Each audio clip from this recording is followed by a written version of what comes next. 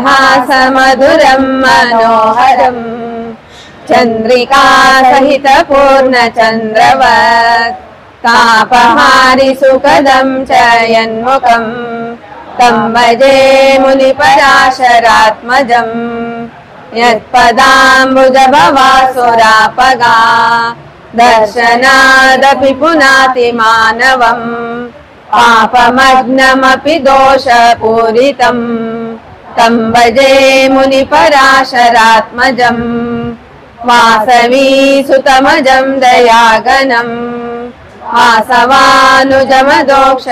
विभुं मङ्गलावह गुणार्णवं शुभं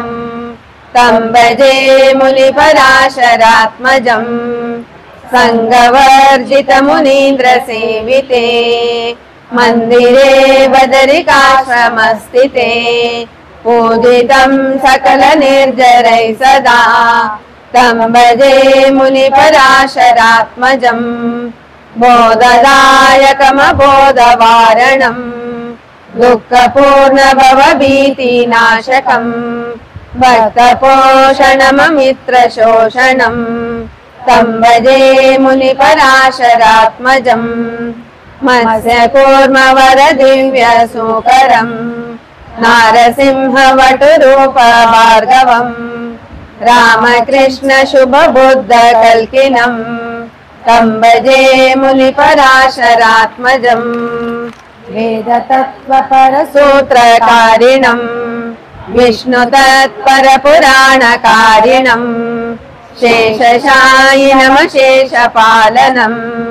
तं भजे मुनिपराशरात्मजम् हेमवासुरजटाकलापिनम्